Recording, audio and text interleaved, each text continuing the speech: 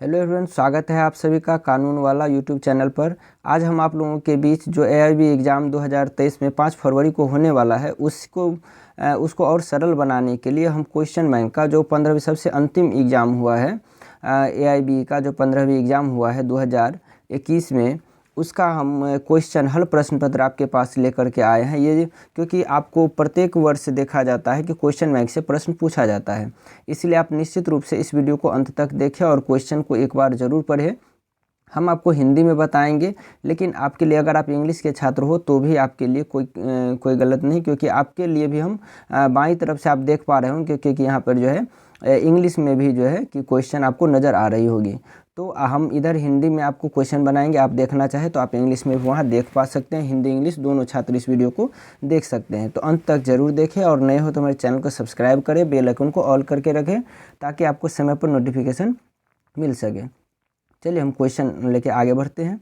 हमारा पहला प्रश्न है, कहता है यह देखिए कब पूछा गया है, 24 जनवरी 2021 को। ये सबसे लास्ट एग्जाम हुआ एआईबी का, जो 5 फरवरी उसके बाद अब जो है 5 फरवरी 2023 को होने वाली है। चलिए पहला क्वेश्चन कहता है, सूचना प्रौद्योगिकी, हम दाईं तरफ पढ़ रहे हैं, आप जो है बाईं तरफ हिंदी, अगर आप इंग्लिश हो तो आप इंग्लिश में देख सकते हैं।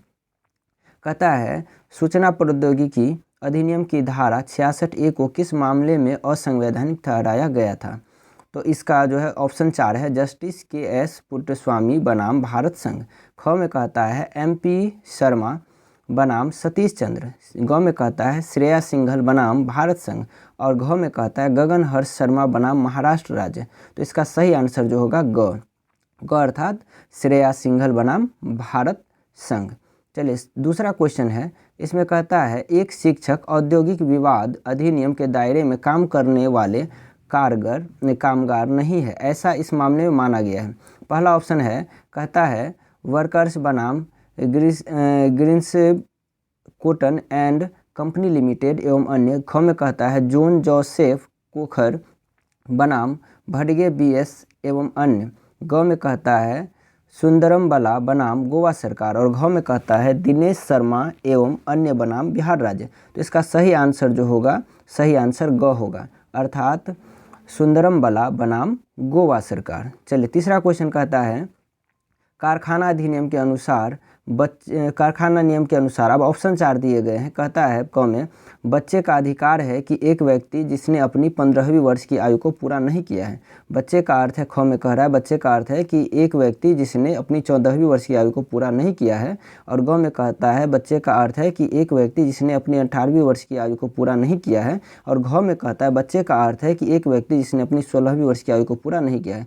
तो इसका सही जो आंसर होगा यह क होगा, यानी बच्चे का अर्थ होता है कि एक जिसने 15वीं वर्ष की आयु को पूरा नहीं किया हो, यानी क आंसर। चलिए अगला क्वेश्चन कहता है, अगले क्वेश्चन में कह रहा है कि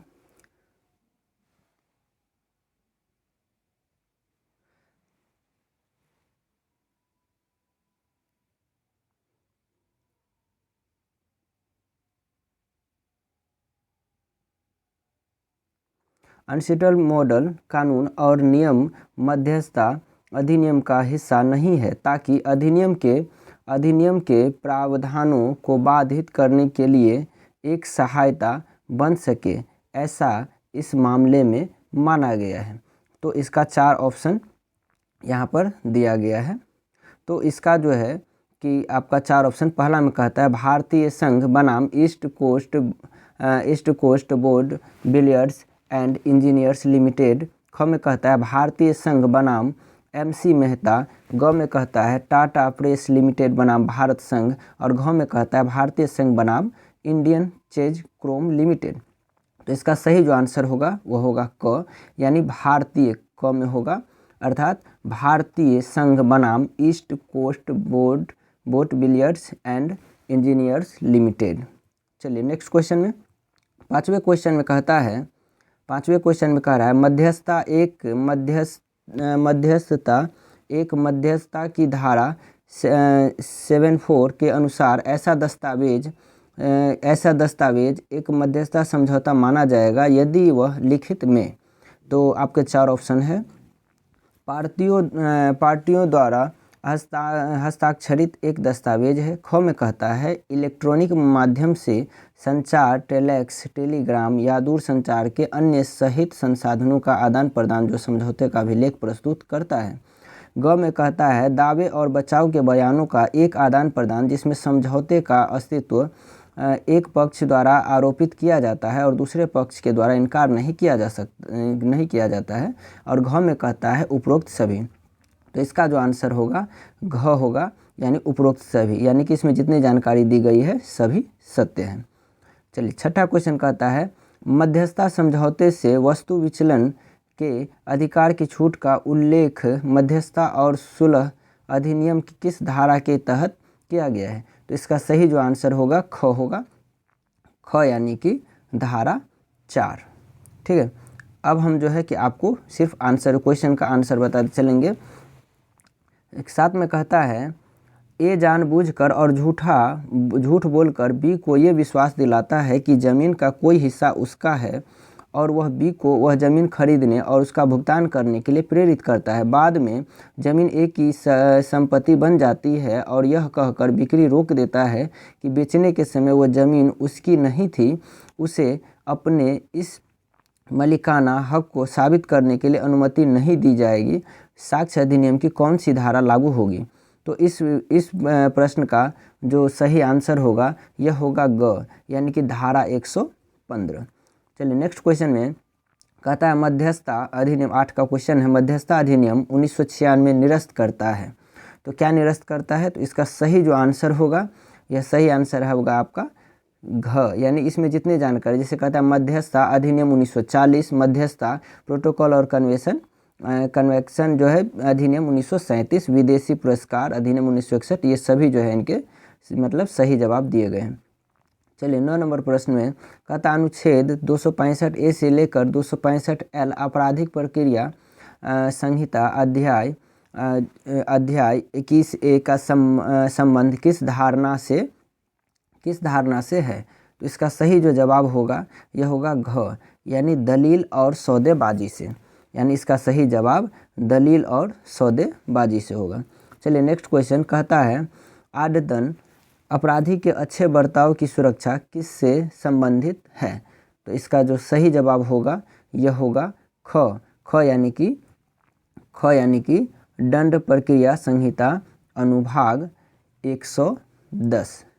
चलिए नेक्स्ट क्वेश्चन 11 नंबर क्वेश्चन में कहता है XYZ संयुक्त रूप से 50,000 रुपये की राशि का भुगतान करने का वादा करते हैं। बाद में XY अपर्याय हो जाते हैं। क्या ये भुगतान करने के लिए Z को मजबूर कर सकता है। तो इसका के लिए मजबूर क्या ये भुगतान करने के लिए Z को मजबूर कर सकता है। तो इसके लिए ऑप्शन आपको 4 ऑप्शन दिए गए हैं।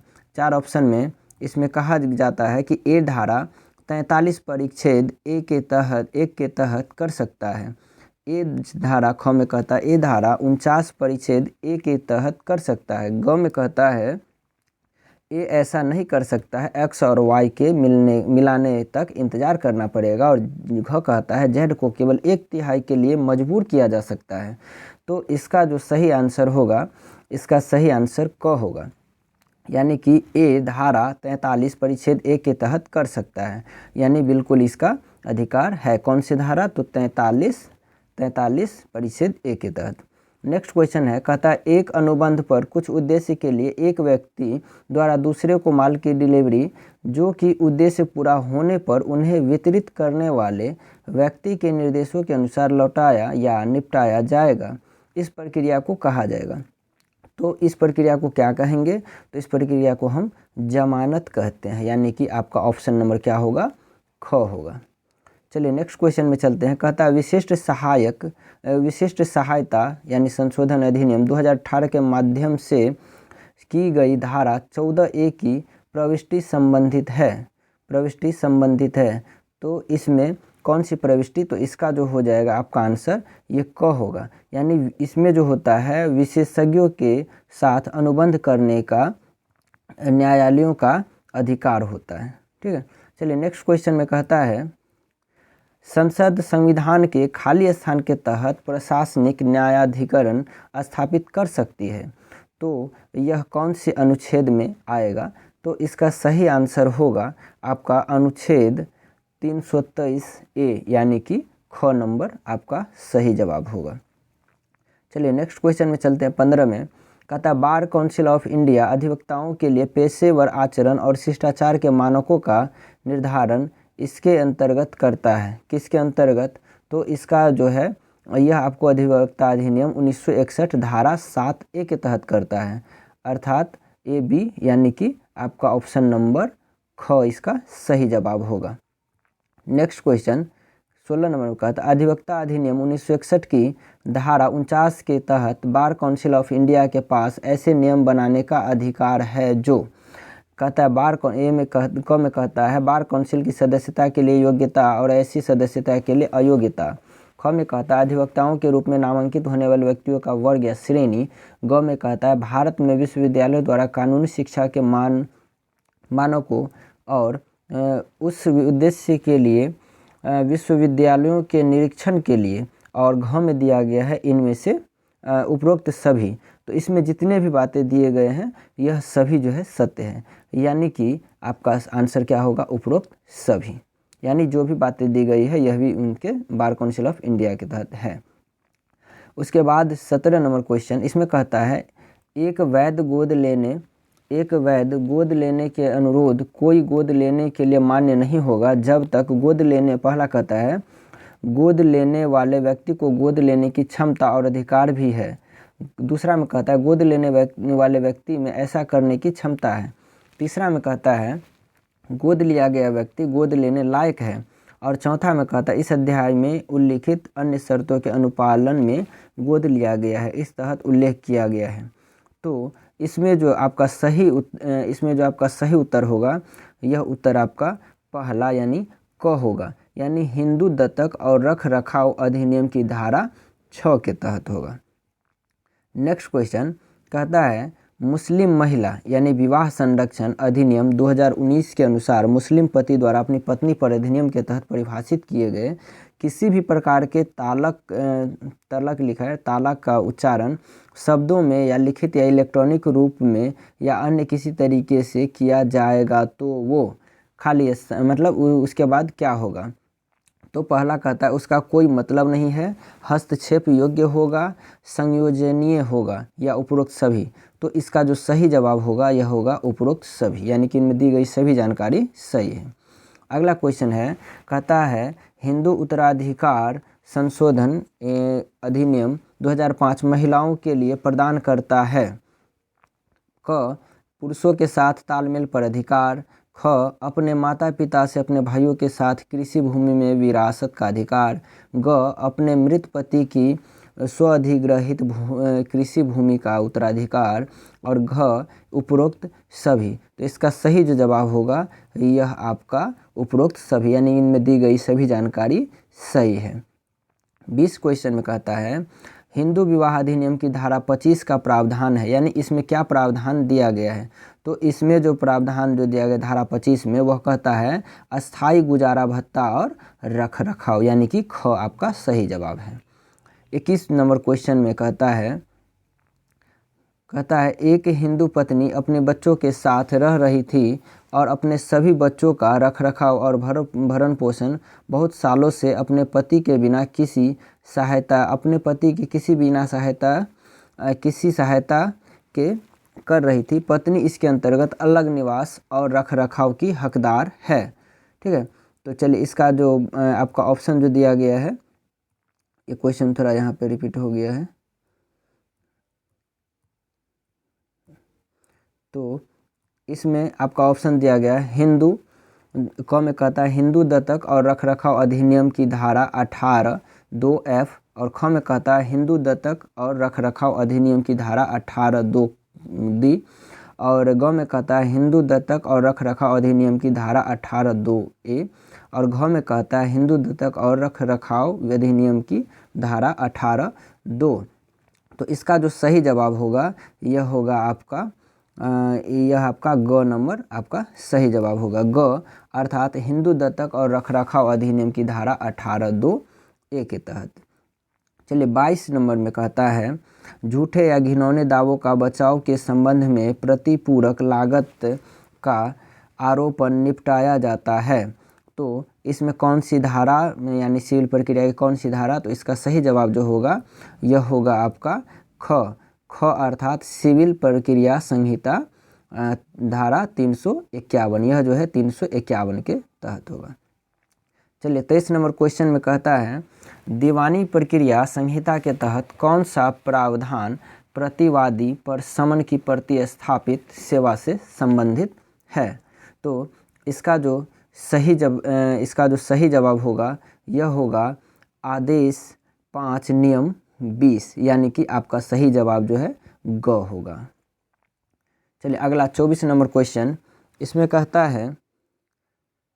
कहा जाता है सवाल यह है कि क्या ए बी को 10,000 रुपये का देनदार है।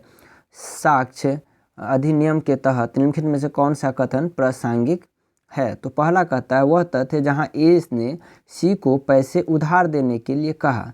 ख में कहता है डी ने सी के उपस्थिति में उसे सुनते हुए कहा मैं आपको ए पर भरोसा नहीं करने का सलाह देता हूं क्योंकि उसके पास बी का 10,000 रुपये का बकाया है। और ग में कहता बिना कोई जवाब दिए चला गया। और घ में कहता है उपरोक्त सभी। तो आपका जो सही जवाब होगा वह होगा उपरोक्त सभी। ठीक है। अगला क्वेश्चन कहता है इस तरह की बहुत सारी जानकारी चाहे एक कबूलनामे को प्रतिपादित करती हो या नहीं जो कि पुलिस द्वारा खोजे गए तथ्य से अलग हो, इसके अंतर्गत सिद्ध की जा सकती है। साक्ष्य अधिनियम धारा कौन सी होगी। तो इसका सही जवाब जो होगा वह होगा ग अर्थात साक्ष्य अधिनियम की धारा 27। चलिए नेक्स्ट क्वेश्चन में कहता है जब न्यायालय को विदेशी कानून या विज्ञान या कला के बिंदु पर या हस्तलिपि या उंगली के छापों की पहचान के रूप में एक राय बनानी होती है तो उस बिंदु पर विशेष रूप से कुशल व्यक्ति की राय जो कि विशेष रूप से ऐसी विदेशी कानून विज्ञान या कला या लिखावट या उंगली छापों की पहचान में कुशल है को प्रासंगिक तथ्य माना जाएगा। वह तथ्य साक्ष्य अधिनियम के धारा खाली स्थान के अंतर्गत आएगा। मतलब किस धारा के अंतर्गत जो है यह आएगा। तो यह धारा जो है यह धारा आपका धारा 45 होता है, यानी कि आपका ऑप्शन नंबर ख सही जवाब है। चलिए नेक्स्ट क्वेश्चन में कहता है पर्यावरण संरक्षण अधिनियम 1986 के अनुसार पर्यावरण प्रदूषक का मतलब क्या है, मतलब है। तो आपका ऑप्शन जो इसमें है आपका ऑप्शन सही जवाब जो होगा वह होगा कि इसमें किसी भी ठोस तरल या गैसीय पदार्थ में मौजूद ऐसी मिलावट या संकेंद्रण को जो पर्यावरण के लिए हानिकारक हो या हो सकता है। अर्थात आपका ऑप्शन नंबर ग जो है सही जवाब है। नेक्स्ट क्वेश्चन 28 में कहता है राष्ट्रीय हरित अधिकरण अपने अधिकार क्षेत्र या प्रयोग की संदर्भ में प्रयोग नहीं कर सकता। तो इसका जो सही जवाब होगा यह होगा आपका जो schedule tribe and under traditional forest dwellers वन राइट्स की मान्यता अधिनियम 2006 और आपका जो क ऑप्शन है वन्य जीव यानी संरक्षण अधिनियम 1972। अर्थात क और ख जो दोनों जवाब इसमें दिए गए हैं वह दोनों सही है। अर्थात आप इसका जवाब जो देंगे घ नंबर सही जवाब होगा।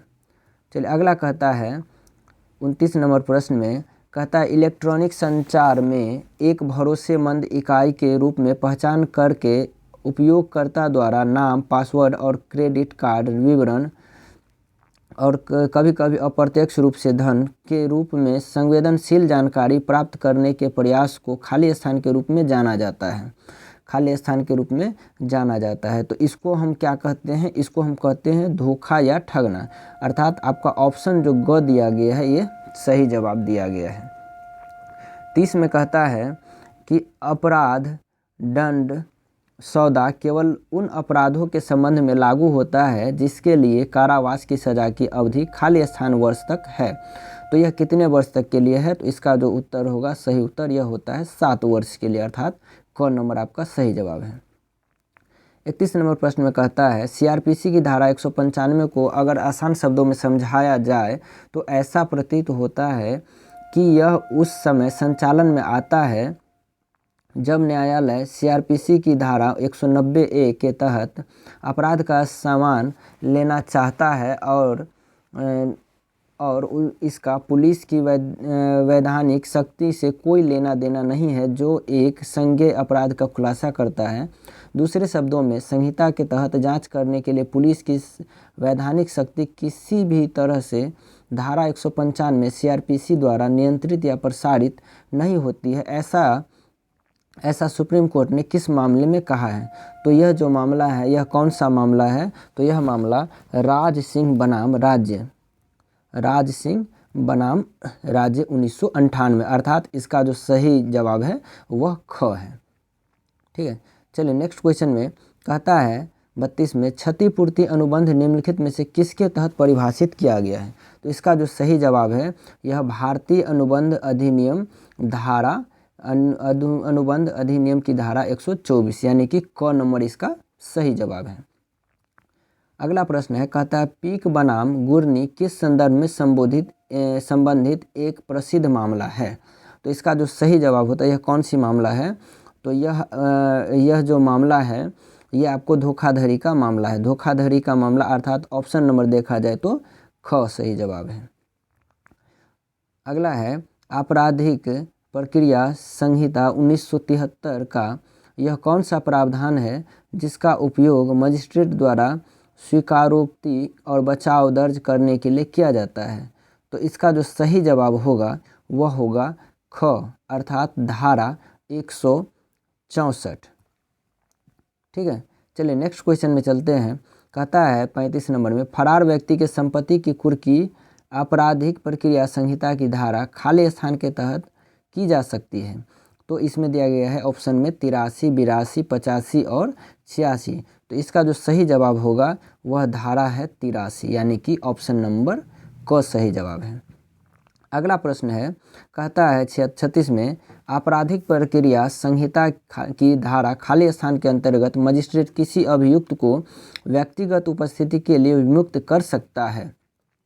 तो इसमें जो आपका ऑप्शन है 201, 204, 205, 200 यानी कि किस धारा के तहत इसको जो है कि विमुक्त कर सकता है? तो इसका जो सही जवाब होगा यह होगा 205, धारा 205 के तहत यानी ग नंबर सही जवाब है। अगला प्रश्न में कहता है किस केस के संदर्भ में उच्चतम न्यायालय के परिवर्तनशील संवैधानिकता को लागू किया?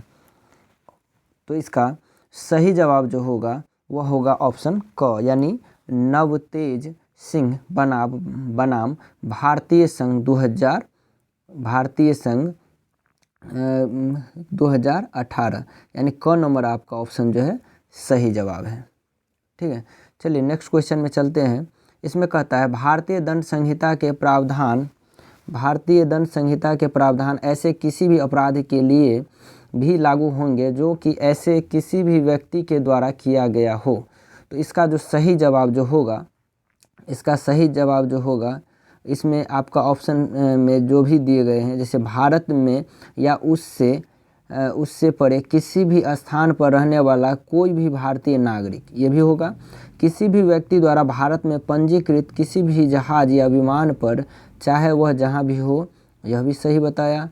उसके बाद भारत में या उससे परे किसी भी स्थान पर रहने वाला कोई भी व्यक्ति को भारत में स्थित कंप्यूटर संसाधन को निशाना बनाकर अपराध करता हो, यह भी, यानी तीनों ऑप्शन सही है। तो हम क्या कहेंगे? घ नंबर जवाब देंगे, उपरोक्त सभी।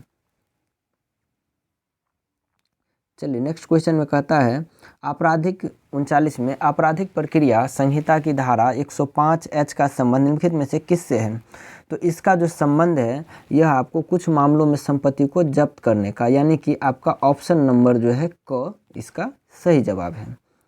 नेक्स्ट क्वेश्चन कहता है किसी कार्य की सीमा की अवधि समाप्ति को ध्यान में रखते हुए जो रोकथाम लगाई जाती है उसे आपराधिक प्रक्रिया संहिता की कौन सी धारा के अंतर्गत निपटा जाता है? तो इसका जो सही जवाब है यानी कौन सी धारा है? तो यह जो धारा है आपराधिक प्रक्रिया संहिता की धारा 168 यानी कि आपका सही जवाब जो होगा वह होगा घ। चलिए नेक्स्ट क्वेश्चन में कहता है 41 में, डिक्री धारक का अर्थ है, इसका अर्थ क्या है? तो इसका जो सही अर्थ है वह है कि कोई भी व्यक्ति जिसके पक्ष में एक डिक्री पारित की गई है या निष्पादन के लिए सक्षम आदेश दिया गया हो। अर्थात इसका जवाब जो होगा, सही जवाब, वह आपका क नंबर ही सही जवाब होगा। ठीक है। नेक्स्ट क्वेश्चन में कहता है 42 में, पेटेंट अधिनियम के तहत निम्नलिखित में से कौन सा पेटेंट योग्य नहीं है? तो क में कहता है कृषि या बागवानी का तरीका, ख में कहता है सूचना की प्रस्तुति, ग में कहता है एकीकृत परिपयों की स्थलाकृति, और घ में कहता है उपरोक्त सभी। यानी इनमें जो जवाब सभी दिए गए हैं वो सभी सत्य है, इसलिए हम जवाब देंगे उपरोक्त सभी। इसमें योग्य नहीं कहा था तो इसमें कोई भी योग्य नहीं है, यानी कि घ नंबर जवाब होगा। 43 में कहता है विश्व बौद्धिक संपदा संगठन यानी WIPO ने पहले से मौजूद किस संगठन का स्थान लिया है? तो इसका जो है सही जवाब होगा यह BIRPI बिरपी का, यानी कि इसका जो ऑप्शन होगा वह होगा ऑप्शन नंबर ख सही जवाब। नेक्स्ट क्वेश्चन में कहता है अनुराधा भसीन बनाम भारत संघ 10 जनवरी 2020 का संबंध संविधान के अनुच्छेद 32 से है, जिसके लिए रिट जारी करने की आवश्यकता है।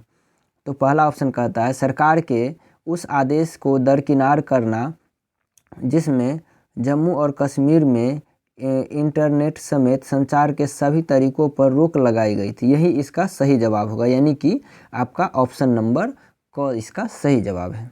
45 में कहता है किस केस के संदर्भ में सूचना एवं प्रौद्योगिकी के धारा 66A को अनुच्छेद 19(1)(a) अनुच्छेद 19(2) के अंतर्गत खारिज किया या खत्म किया? तो इसका जो जवाब होगा यह है श्रेया सिंघल बनाम भारतीय संघ, यानी कि घ नंबर इसका सही जवाब है। नेक्स्ट क्वेश्चन में कहता है अनुच्छेद 145(3) के अनुसार न्यायालयों की न्यूनतम संख्या जो ऐसे मामलों को तय करने के उद्देश्य से बैठती है जिसमें संविधान की व्याख्या से संबंधित कानूनी प्रश्न है अथवा अनुच्छेद 143 से संबंधित कोई भी सुनवाई है। तो इसका जो सही जवाब होगा वह होगा 5, यानी इसमें जो है कि कहते हैं कितनी संख्या में, तो इसका सही जवाब होगा 5 अर्थात आपका ऑप्शन नंबर ग सही जवाब। 47 में कहता है जनहित याचिका की उपयोगिता है, जनहित याचिका की उपयोगिता है। क में कहता है उदारोकृत लोकस स्टैंडी, ख में कहता है गैर प्रतिकूल कार्यवाही, ग में कहता है प्रक्रियात्मक आवश्यकताओं का उदारीकृत किया जाना, और घ में कहता है कि उपरोक्त सभी। तो इसका जो सही जवाब होगा वह इसमें सभी, यानी इसमें जितनी जानकारी जो है वह सभी सत्य, अर्थात आप जो है इसका आंसर घ लगाएंगे। नेक्स्ट क्वेश्चन में कहता है 48 में याचिकाकर्ता राजनीति विज्ञान के एक प्रोफेसर जिन्होंने संवैधानिक प्रावधानों के उचित कार्यान्वयन को सुनिश्चित करने के लिए पर्याप्त शोध किया था और गहरी रुचि रखते थे ने बिहार राज्य द्वारा विधायिका की स्वीकृति प्राप्त किए बिना कई अध्यादेशों को निरस्त करने की प्रथा को चुनौती दी। अदालत ने माना कि याचिकाकर्ता को जनता के सदस्य के रूप में अनुच्छेद 32 के तहत याचिका को बनाए रखने के लिए पर्याप्त सरोकार है। यह मामला संबंधित है। तो यह मामला किससे संबंधित है? तो यह मामला जो है DC बाधवा बनाम बिहार राज्य AIR 1982 SC 579, अर्थात आपका जो सही जवाब है वह आपका ख है।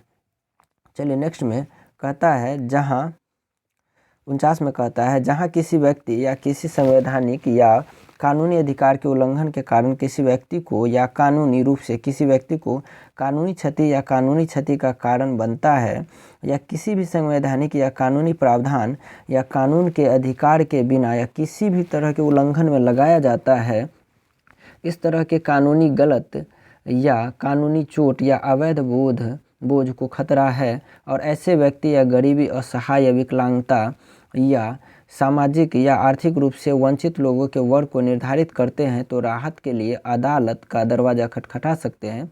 जनता के किसी भी सदस्य के लिए आवेदन रख सकते हैं।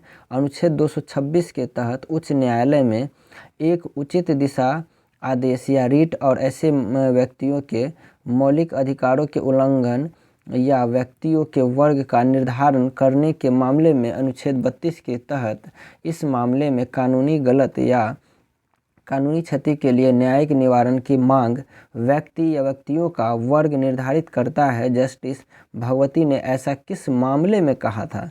तो इसका जो सही जवाब होगा यह किस मामले में, तो इसने SP गुप्ता बनाम भारत संघ के मामले में कहा था, यानी कि आपका सही जवाब जो है ग हो जाएगा।